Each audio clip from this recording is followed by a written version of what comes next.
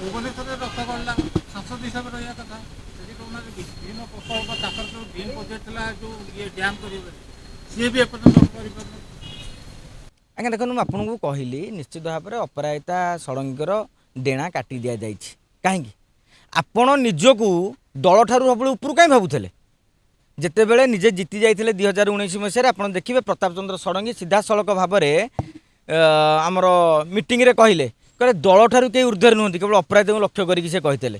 ଆପଣ କହିବେ ମୁଁ ବି କେନ୍ଦ୍ରମନ୍ତ୍ରୀ ଯେହେତୁ ମୋର ଆଇଏଏସ୍ ଅଫିସର ଥିଲି, ମୋର ବହୁତ ଅଭିଜ୍ଞତା ରହିଛି। ପ୍ରତାପ ଷଡ଼ଙ୍ଗୀଙ୍କର ଅଭିଜ୍ଞତା ନାହିଁ, ବୈଜୟନ୍ତ ପଣ୍ଡାଙ୍କର ଅଭିଜ୍ଞତା ନାହିଁ, ଭର୍ତ୍ତୃହରି ମହତାବଙ୍କର ଅଭିଜ୍ଞତା ନାହିଁ। ସେ ଆପଣ ବା ଦେଖିନାହାନ୍ତି ଯେଉଁଦିନ ପାର୍ଲାମେଣ୍ଟ ଦେଖିନଥିଲେ ତା ପୂର୍ବରୁ ସେ ଏମ୍ପି ହେଇଛନ୍ତି। ତେଣୁ ଶୁଣନ୍ତୁ ଆପଣଙ୍କ ହିସାବରେ ଦଳ ଚାଲିବନି। ପ୍ରତାପ ଷଡ଼ଙ୍ଗୀ କ'ଣ ଦଳର ଗୋଟେ ଛୋଟ କାଟିର ନେତା? ଆର୍ଏସ୍ଏସ୍ର ଜଣେ ଟାଣୁଆ ନେତା, ତାଙ୍କର ଗୋଟେ ସଂଘ ଆଦର୍ଶରେ ରହିଛି। ସେ ଏଠି ଦୁଇ ଥର ଏମ୍ଏଲ୍ଏ ହେଇଛନ୍ତି, ଦଳ ପାଇଁ ବହୁତ କିଛି କାର୍ଯ୍ୟକ୍ରମ କରିଛନ୍ତି।